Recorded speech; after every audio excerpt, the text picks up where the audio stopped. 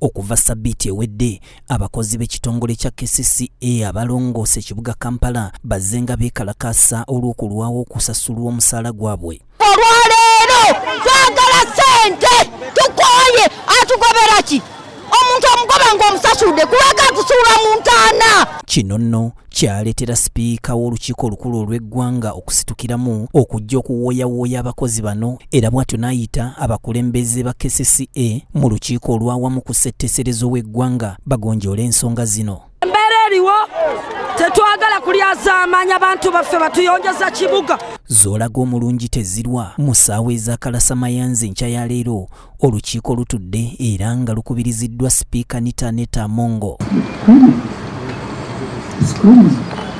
Luno lusitudde ebikonge omubadde minisita wa Kampala Hajati Misa Kabanda, Lord Mayor w'ekibuga Kampala Salongerias Lukwago, Executive Director Dorothy Kcca, songa ne bakansala ba Kcca tebalutumidde mwana.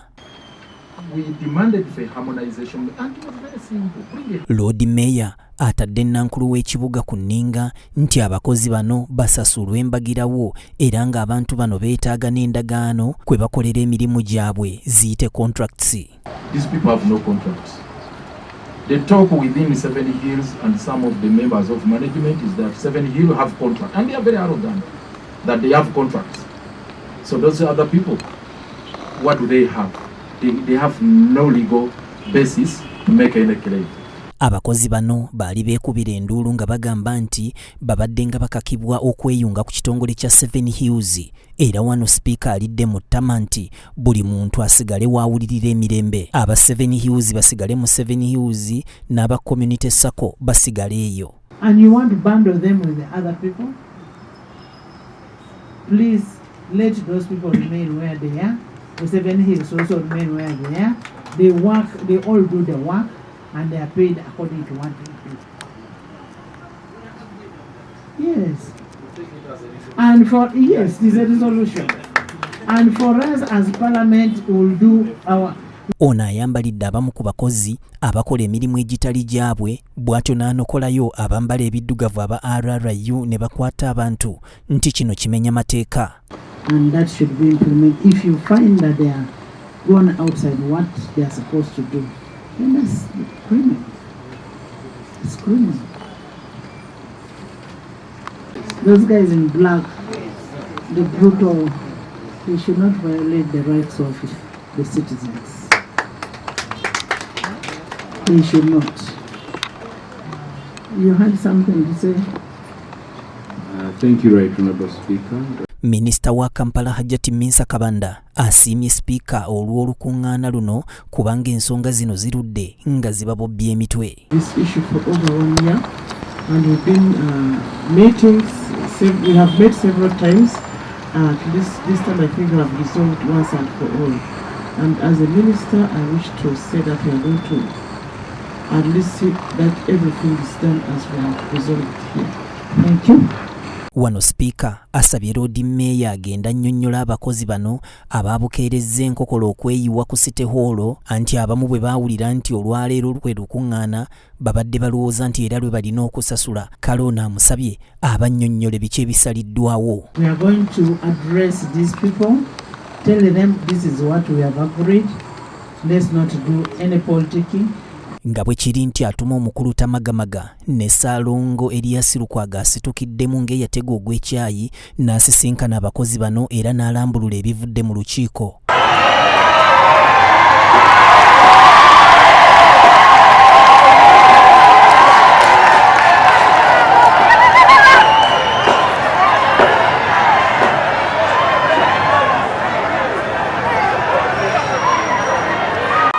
Zonna zibangibwa zisasulwe olunaku lw'enkya.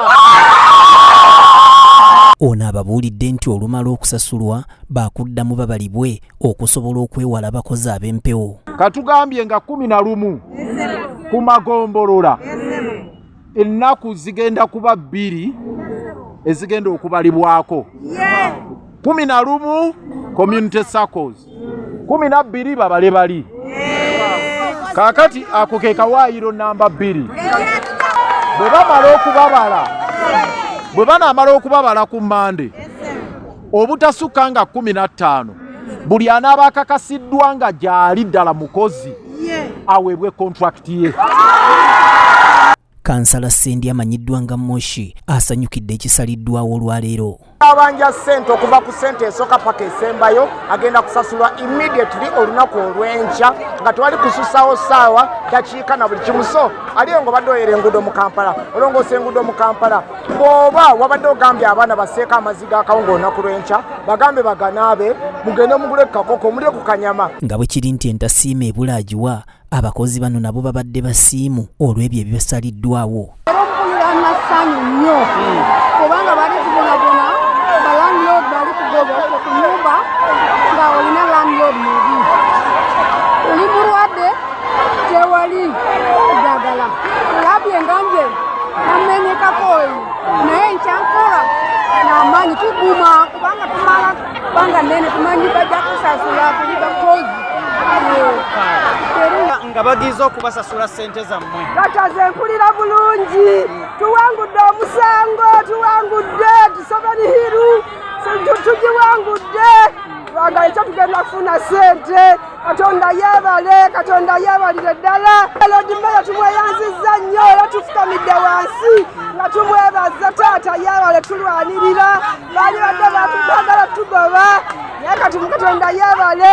Olunaku olw'enkya kefuna ssente zange ndi musanyufu ne landlord ajja kusanyuka.